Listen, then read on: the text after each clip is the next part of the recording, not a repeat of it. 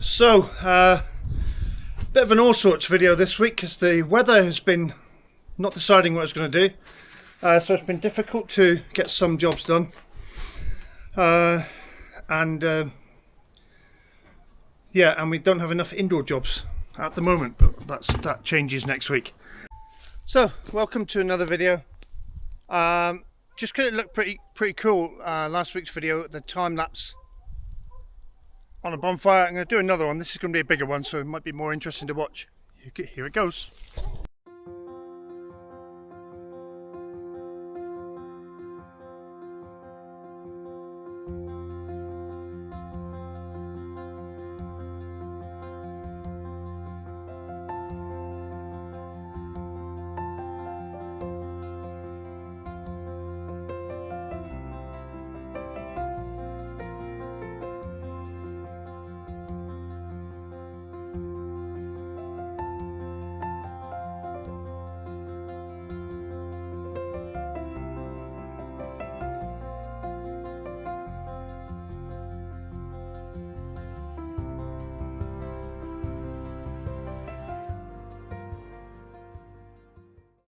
So that was just the outside of the pile, the broom that was dry on the outside.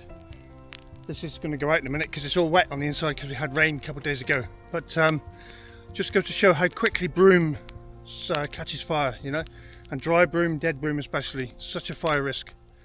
So we like to, where we don't use it decoratively, if we've got dead broom anywhere, we like to pull it out and burn it this time of year, obviously. Okay, so I'm in the original chicken house and we have nothing in that one. Oh, 3 here. And yeah, he looks like, look at that, another green one. That is so good. So I'm really hoping that it's both of them laying now. Like, this contrast is brilliant. And in here, oh, there's still nice and now. That's 2 duck eggs. So today's haul, I'll just check there's nothing else in here. That's my phone. So today's haul, 2, 4, 5 chicken and 2 duck. Brilliant.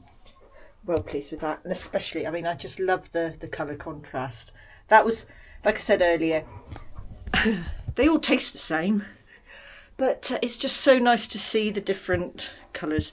I'm hoping I've got some Araucana hens that are similar sort of age.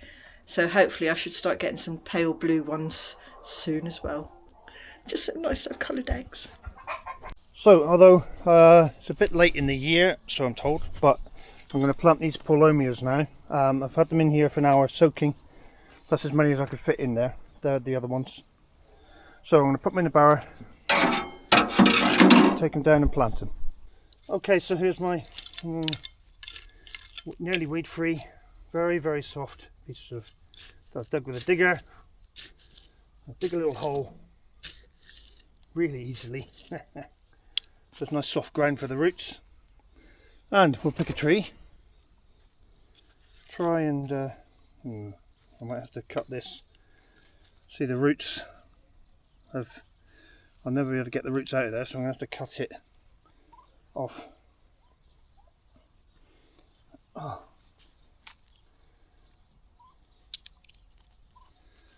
Since it's got cold, there were some leaves on these, but since it's got a bit colder, we haven't had a frost here. But so I finally managed to separate this one, I think, from the pot.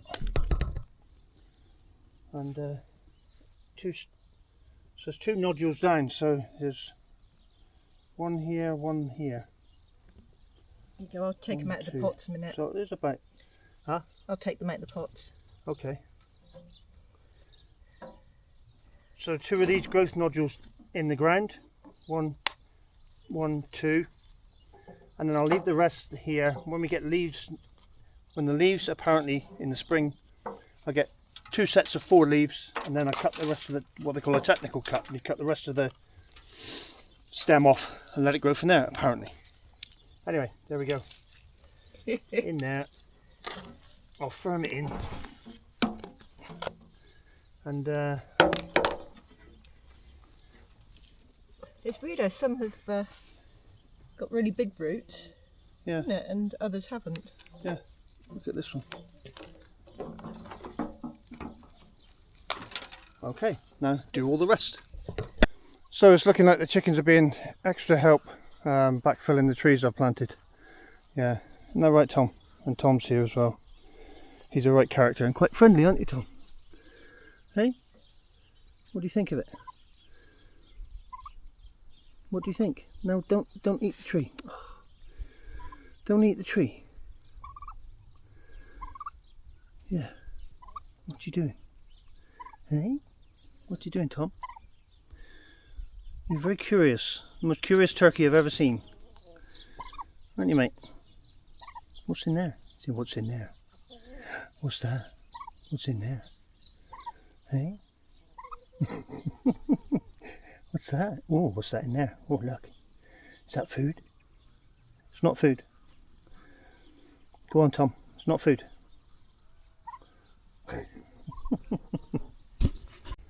So that's, you can't see them because they match all the weeds. But that's nice. That's 19 planted. I'll water them all in now. Give them a bucket full of water each. And then watch them grow. So, today finds us at the Foggies. Ewan and Carissa come down to see the baby. And Ewan has a problem with this. I took the carb off. I think the main jet in the carburetor is blocked. Because it's, if you pour petrol in the top, it fires for long enough to burn that petrol and then it stops. So I think the main jet, which is in that hole there, I'm going to take it out and have a look at it and yeah, give it a go. So this is the main jet is clear. This is the plug that holds the main jet in, and if you see really closely on the end of here, there's a little bit of dirt which was blocking the hole. So now I've poked this wire through. You should be good. See that little piece of dirt? Can you see it against it? There. Don't know if that focuses, but at least a piece of dirt on the end was blocking that hole. We should be good.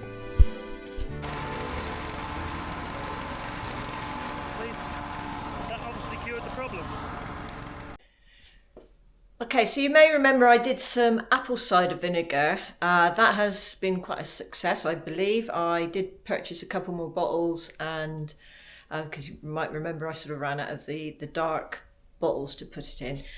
So I've done that. Now what I'm also going to do now, because you'll see earlier in the video we popped over to see Ewan and Carissa and the little baby Jack, and they've got lots of quince trees.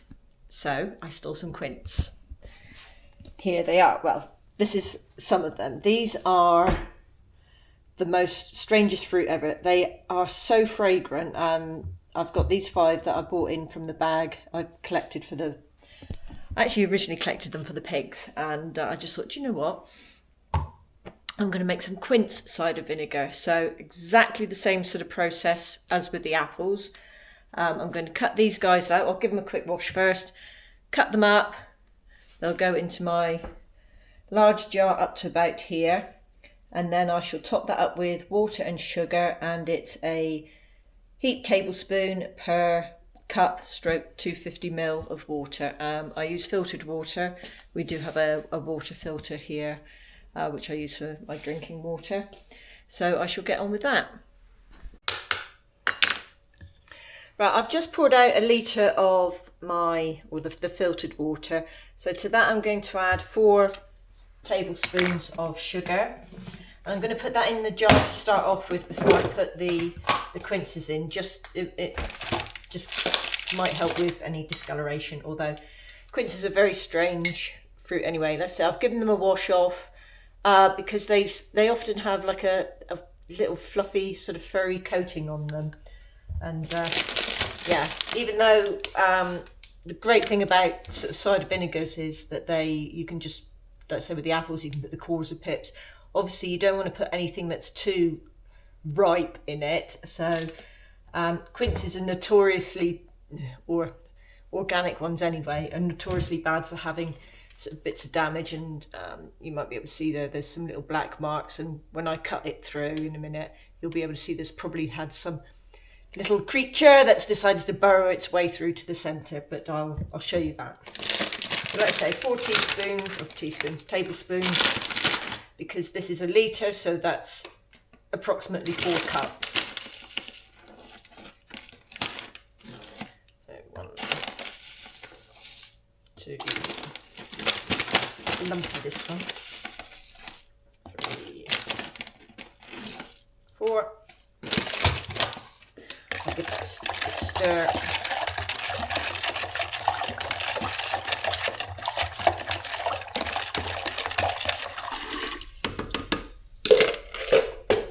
So, said Quince. These things are, sometimes they're absolutely rock hard. So, that's not too bad. So, that one's not actually too bad. We have a little bit of bruising around the edge there, but I'm not too concerned about that. So I'm just going to take the stemmy. Oh, I don't even need to do that actually. It's not too bad at all, this one. So I shall cut this up into pieces, and then it can go in the jar. Yeah, do you know what? That one's pretty good. So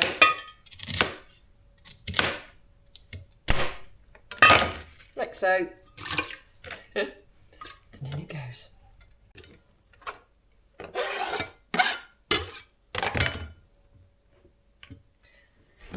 Right, so I'm quite pleased with the 5 there. That's a good layer of that. So I'm going to go and get another lot of water and do some more vinegar, sugar in the water.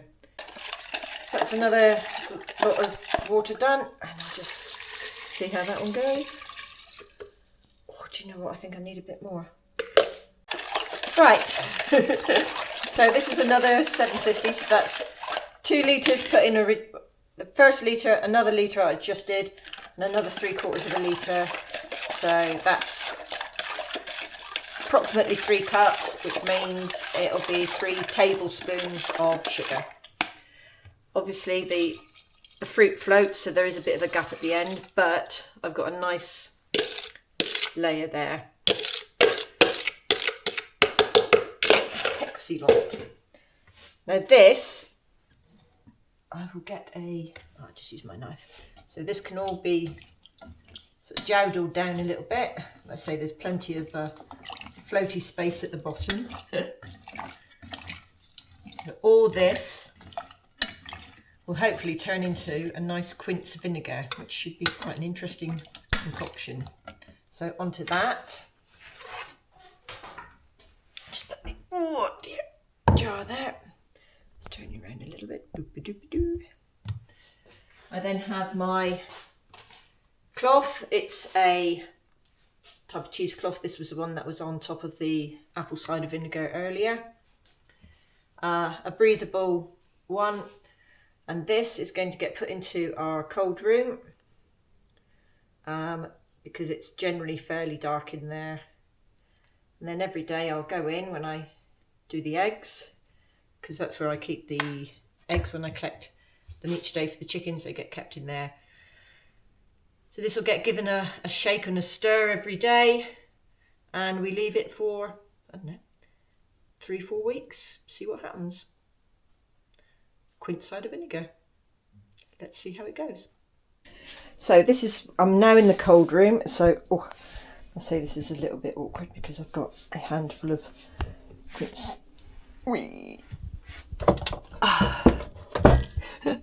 So that's going to sit in there.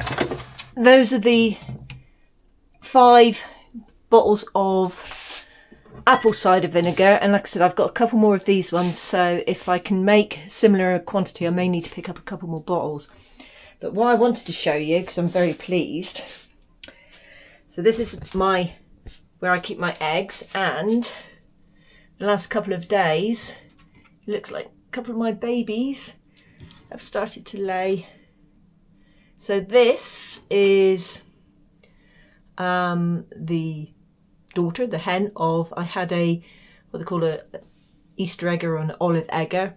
Unfortunately we lost her to a mongoose, but I managed to get some of her, or 4 of her eggs put into an incubator and 2 hatched. So I definitely know that Carrot Top has laid, because this was the one she was sat on yesterday. Well, hope it's her. So whether the other one did yesterday, but also look at this. I've got, is this one of my bantam eggs?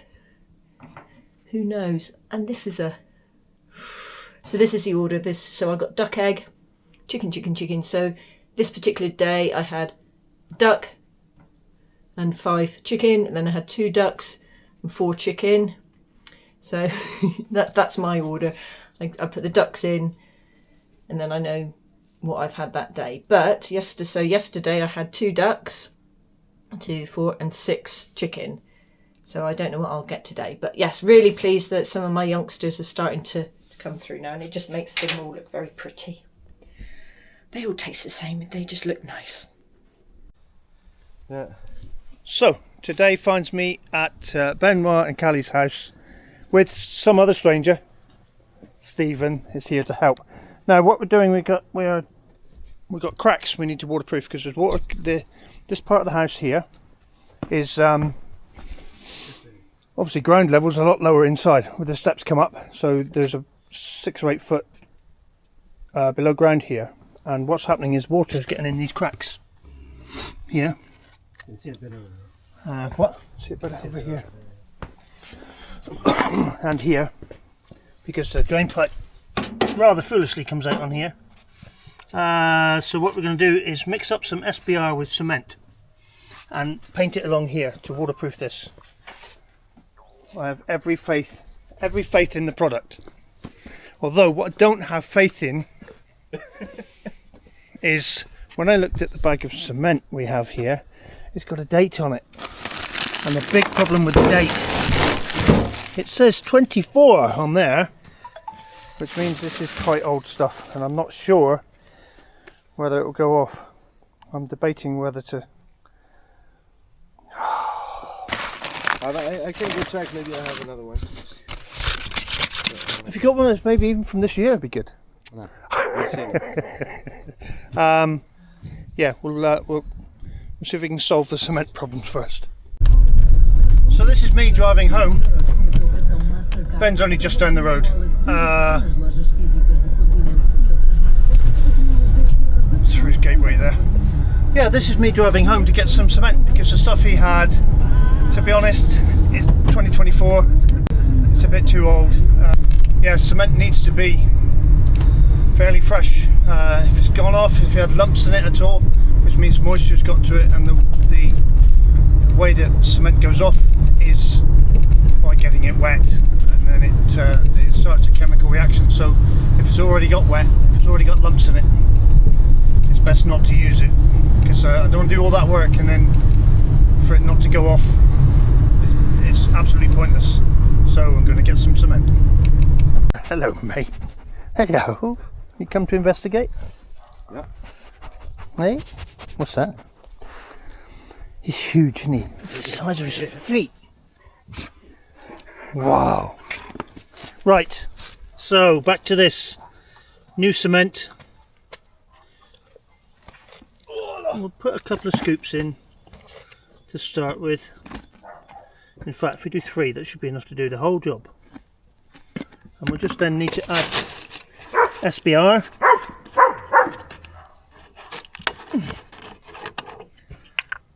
Because I can't buy this here, so all this is brought over by friends and subscribers. I need to make a nice paste out of this.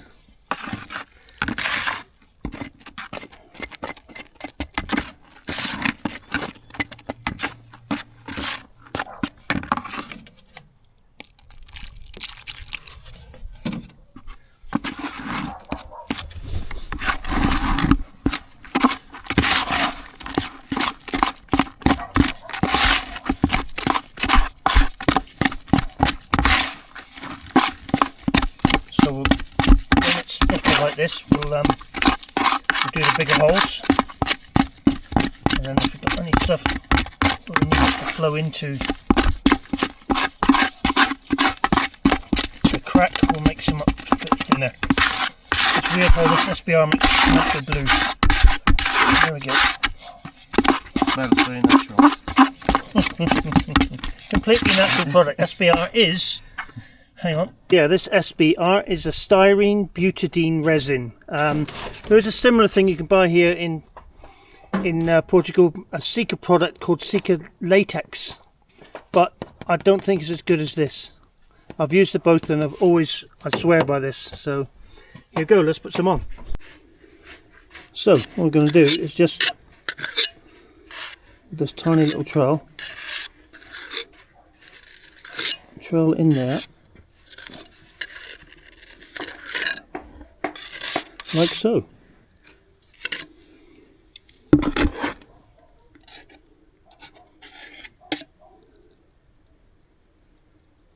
It's really sticky, and this is instantly waterproof. Ooh.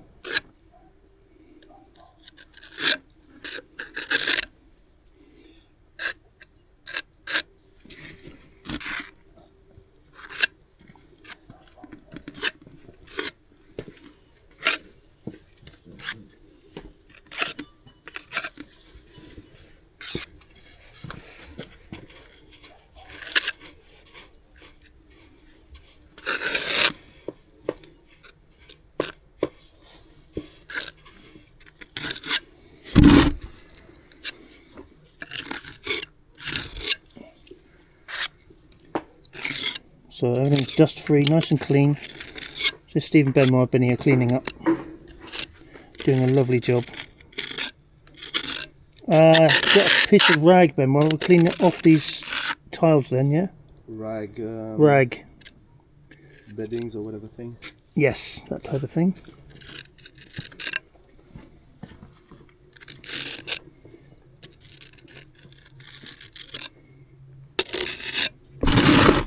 Cool. So we're filling in all the cracks here. Steve's helping me now, and yeah, we've found a new method. It's called rub it in with your finger. And it's working very well. So all these little cracks, we're just filling them. This stuff sticks like something to a blanket, is the expression. But yeah, it's very good. So that's what we're doing. And now we're having coffee treats as well. Life can only get better. So there we go. That's all this cracked edge all the way along. Although it looks dark in a minute, it will dry a lot lighter. It's probably the best thing to put in little cracks, because if you use sand and cement, or just cement on its own, it tends to just flake out, just dry too quickly and flake out. This stuff with the SBR on it just yeah, like I said, sticks really well and fills in tiniest little gaps. And we had just the right amount. Perfect. Aren't you beautiful? Wagging your tail. Yeah, don't film me. So I'm just going to do a bit of cleaning up at the back of the house, because we've had delivery of a new toy, which I'll be showing you next week, but I have to clean up for it before that. So what I'm going to do is clean this area up here. This is where our new pile of sand, blocks and everything's going, so we can actually clean this area, get rid of the mixer, the pile of sand, the pallet, the blocks and all the rest of that stuff, and this will be our garden eventually. Always planned to be anyway, but it's not much of a garden with all my stuff in it. So let's give it a go. We'll trim here first.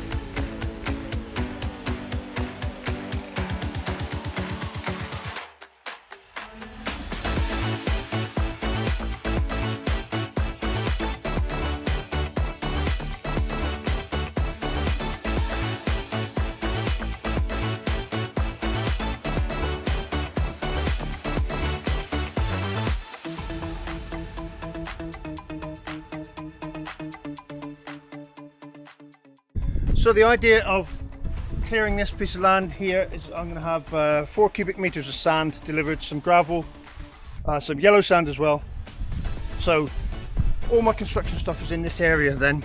I will bring the blocks from down there up here, and all the other stuff I don't need will be brought up here, and then try and clear that area down here. Cement mixers, buckets, all that stuff.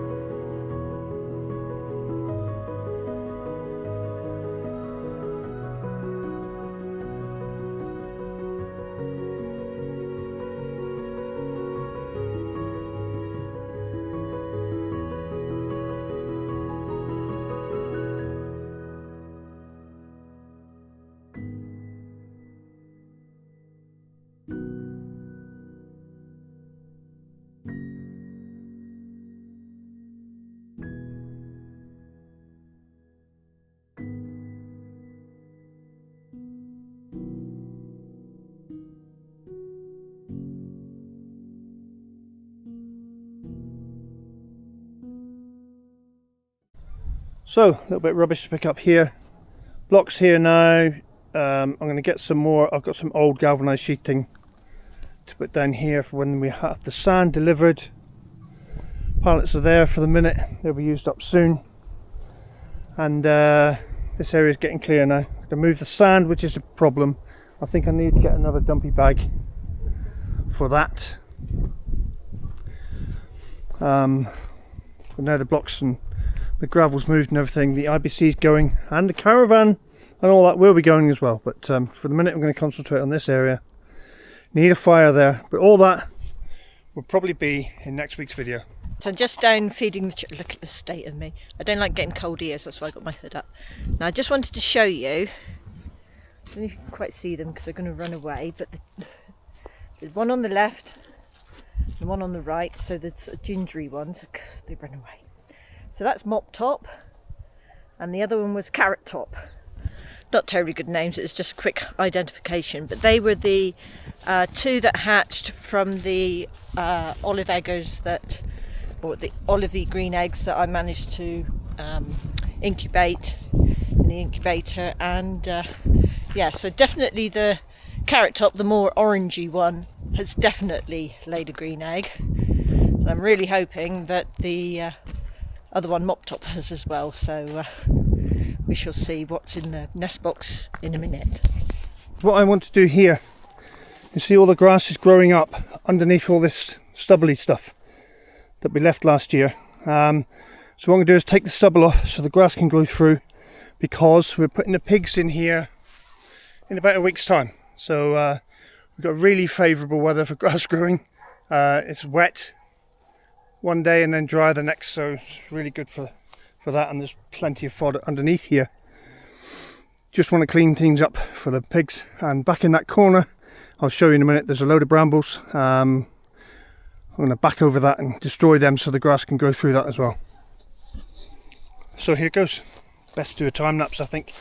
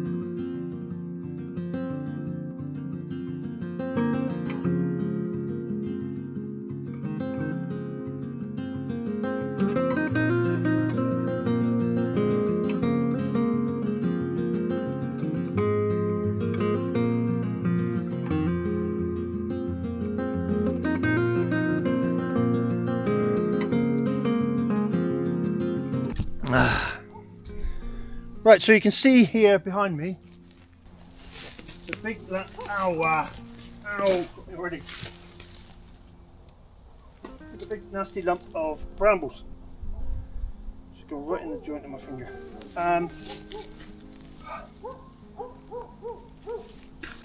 Yes, you can see all this brambles here, and you can see the grass trying to grow through it, and the pigs won't go near the brambles, they don't like them either. So what I'll do is reverse back into this. I'll just check there's no rocks in here. Pretty sure there's not.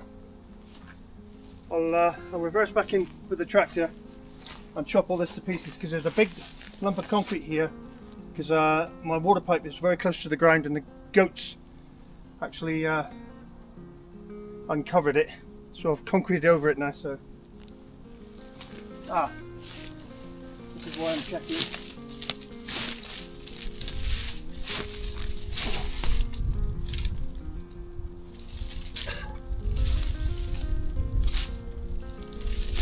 These don't mow too well. Right, let's get in the side here. Here goes.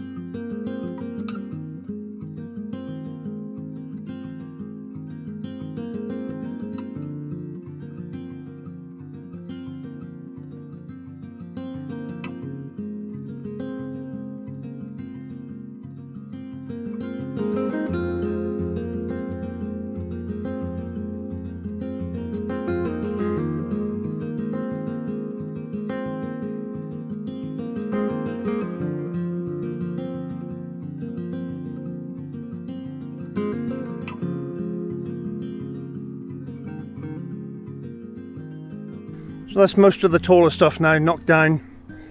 Give a chance for the grass to grow through. I've left a few clumps of Spanish broom, just shade for the pigs, and it gives a chance for a lot of grass to grow underneath it, and bugs and things that the pigs eat as well, lizards and stuff. So there, just going to get the strimmer, trim the rest of those brambles in there, and then give it a week. We'll have the pigs in here again. The reason we put the pigs up here in the winter is because this is the only paddock we have with no water flowing through it. So they don't drink a lot of water in the winter, and they don't need it for a wallow. So they come up here in the winter. It's closer to the house as well. And here she is. Looking like a hoodlum. Hoodlum with her hoodie. That's me. What are you doing feeding the animals? Yes. Right, we're going to say our goodbyes. Bye.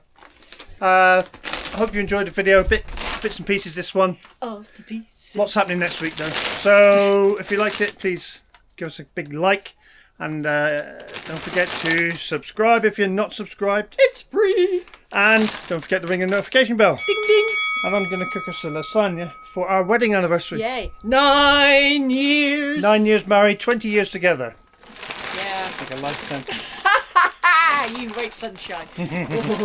Right, you are definitely cooking now. Right. Oh, lasagna. See you next week, guys. Bye.